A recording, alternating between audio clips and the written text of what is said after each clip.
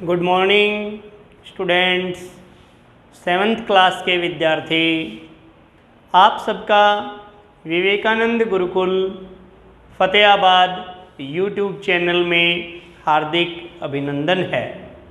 मैं आचार्य दीपक आपको आज बाल महाभारत कथा पढ़ाऊँगा।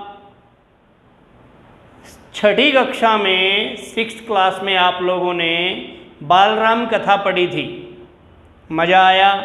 भगवान राम का संपूर्ण चित्र आपने पढ़ा और अब आप पढ़ेंगे बाल महाभारत कथा। महाभारत क्या है? अपना जो पूरा भारत है, महान भारत। महाभारत का मतलब महान भारत, और इसको 5वां वेद भी कहा जाता है। और महाभारत एक नीति शास्त्र है, तो इसको पढ़ने में बड़ा आनंद आएगा। नीति में जो निपुण बनना चाहता है वो महाभारत अवश्य पढ़े। तो पहले हम एक डायग्राम के माध्यम से महाभारत में कुछ जो मुख्य पात्र रहे हैं उनको पढ़ते हैं एक डायग्राम के माध्यम से। ध्यान से देखना, आप इसका स्क्रीनशॉट ले लो बच्चों, ताकि ये आप नोटबुक में उतार सको इसको। बाल महाभारत कथा 7th क्लास की आपकी पुस्तक है, आप इसे रीड करेंगे। और जो जून महीने का जो सिलेबस दिया गया है आपका SCERT के द्वारा, तो उसको हम पढ़ रहे हैं। तो सबसे पहले जो चरित्र है इसमें महाभारत में वर्णन आता है महाराज शांतनु। किसका? महाराज शांतनु। मैंने पहले नंबर पे लिखा है महाराज शांतनु। जो महाराज शांतनु थे, इनकी 2 रानियां थी। कितनी रानियां थी महाराज शांतनु की? 2 रानियां। कितनी रानियां? 2 रानियां। महाराज शांतनु की, प्यारे विद्यार्थियों, 2 रानियां थी। कौन कौन? पहली रानी थी गंगा। क्या नाम था? गंगा। पहली रानी का नाम क्या था? गंगा। और दूसरी रानी थी, वो थी सत्यवती। क्या नाम था? सत्यवती। पहली रानी गंगा, दूसरी रानी सत्यवती। आगे वंश परिवार बढ़ता है। गंगा के पुत्र होते हैं, गंगा के पुत्र होते हैं, लेकिन वो अपने पुत्रों को नदी में फेंक आती है। और एक पुत्र, जब अंतिम पुत्र जो पैदा हुआ, तो महाराज शांतनु के द्वारा उसको रोक दिया गया। वो पुत्र कौन था? वो देवव्रत था। क्या नाम था उस पुत्र का? अंतिम पुत्र का नाम देवव्रत। गंगा का जो पुत्र है उसका नाम क्या है? देवव्रत। और देवव्रत जो विषम पितामह के नाम से जिसको जाना जाता है, विषम पितामह, वही देवव्रत थे। ठीक है। विषम पितामह किसके पुत्र हैं? महाराज शांतनु के पुत्र हैं। और गंगा पुत्र भीष्म भी कहा जाता है। और भीष्म प्रतिज्ञा लेने के कारण भी इनको भीष्म पितामह कहा जाता है। ठीक है। ध्यान दो एक बार। महाराज शांतनु के 2 रानियां। कितनी रानियां? महाराज शांतनु के 2 रानियां। जो पहली रानी है उनका नाम है गंगा। क्या नाम है? गंगा। और गंगा के जो अंतिम बेटा होता है उसका नाम होता है देवव्रत। बाकी सभी पुत्रों को ये गंगा में प्रवाहित कर देती है। कौन? गंगा। ठीक है। अब दूसरी पत्नी के बारे में डिस्कस करते हैं हम लोग। महाराज शांतनु की जो दूसरी पत्नी है, दूसरी पत्नी का नाम है सत्यवती। क्या नाम है दूसरी पत्नी का नाम? सत्यवती। क्या नाम है? सत्यवती। सत्यवती जो महाराज शांतनु की जो पत्नी है सत्यवती, सत्यवती के 2 बेटे हुए। कितने बेटे हुए सत्यवती के? 2 बेटे। चित्रांगद, बोलो चित्रांगद। और दूसरा पुत्र कौन हुआ? विचित्रवीर्य। दूसरा पुत्र कौन हुआ? विचित्रवीर्य। महाराज शांतनु की दूसरी पत्नी का नाम सत्यवती। सत्यवती के 2 पुत्र पैदा हुए, चित्रांगद और विचित्रवीर्य। ठीक है जी। अब चित्रांगद का आगे कोई जिक्र नहीं है। विचित्रवीर्य, विचित्रवीर्य जो है, विचित्रवीर्य के भी 2 रानियां थी। जैसे महाराज शांतनु की 2 रानियां थी, वैसे ही महाराज शांतनु का जो पुत्र है विचित्रवीर्य, उसके भी कितनी रानी थी? 2 रानी। विचित्रवीर्य की जो 2 रानी थी, एक का नाम था अंबिका और एक का नाम था अंबालिका। विचित्रवीर्य की 2 पत्नियां, 2 रानियां, एक का नाम अंबिका और एक का अंबालिका। ठीक है जी। अब क्या हुआ? अंबालिका के जो पैदा हुए और अंबिका के जो पैदा हुए वो कौन कौन हैं? अंबिका के पैदा हुआ धृतराष्ट्र। अंबिका के कौन पैदा हुआ? धृतराष्ट्र।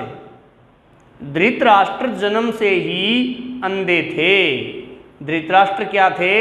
जन्म से ही अंधे थे। और धृतराष्ट्र की जो संतान पैदा हुई वो कौन थे? कौरव। जो दुर्योधन आदि जो पुत्र थे वो कौरव थे। क्या नाम था उनका? क्या थे वो? कौरव। और विचित्रवीर्य की जो दूसरी पत्नी थी अंबालिका, अंबालिका के जो पुत्र हुआ वो था पांडु। क्या नाम था? पांडु। और पांडु के कितने पुत्र हुए? 5। कितने पुत्र पैदा हुए पांडु के? 5।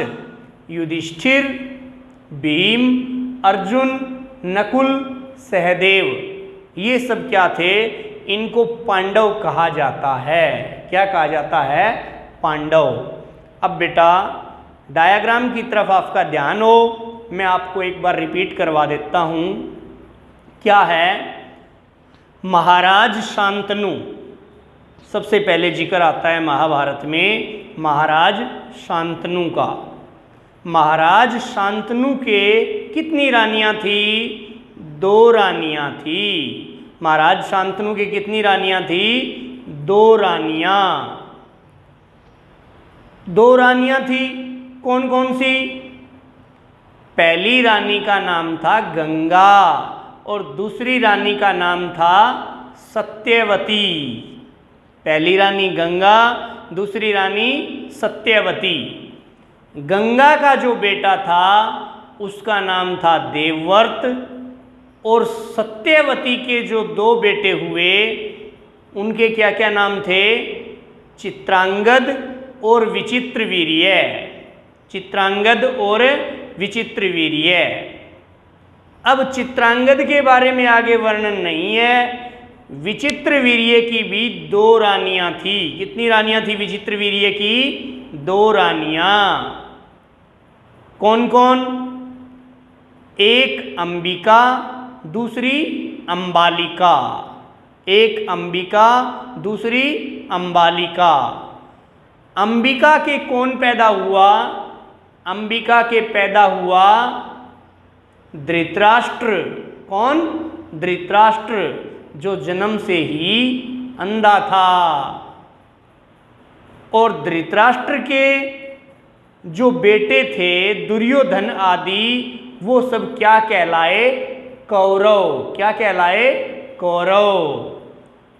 और जो दूसरी पत्नी अंबालिका, विचित्रवीर्य की जो दूसरी पत्नी अंबालिका थी, उसके कौन पैदा हुआ था? पांडु। क्या नाम था? पांडु। और पांडु के 5 पुत्र पैदा हुए। युधिष्ठिर, भीम, अर्जुन, नकुल, सहदेव, वो सब क्या कहलाए? पांडव कहलाए। ठीक है, तो मैं आपको ये डायग्राम समझ में आया होगा। पहली क्लास जो आपकी है, जो इंट्रोडक्शन था, वो आपका ये है। और दूसरी क्लास में मैं आपको महाभारत की कथा सुनाऊंगा, संक्षेप रूप में उसको कथा को सुनाऊंगा। उसके बाद अगला पाठ शुरू करेंगे। तो सबसे पहले मैंने डायग्राम के माध्यम से एक बार फिर बता देता हूँ।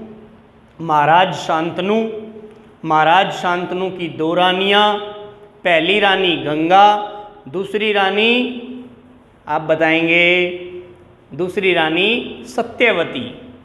और गंगा के जो पुत्र पैदा हुआ उसका नाम देवव्रत, जो भीष्म पितामह के नाम से प्रसिद्ध हुए। और शांतनु की जो दूसरी पत्नी सत्यवती के दो पुत्र पैदा हुए, चित्रांगद और विचित्रवीर्य।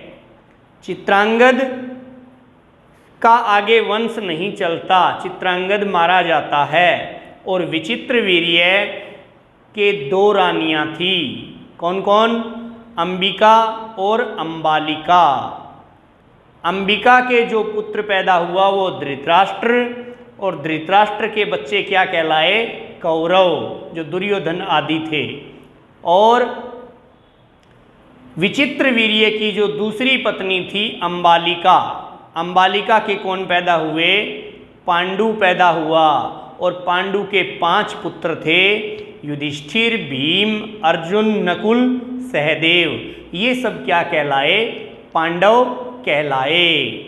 तो आप इस डायग्राम को अच्छी तरह से समझना, इसको नोटबुक में उतारना और इसे याद रखना। इसी के इर्द गिर्द सारी कहानी चलती है।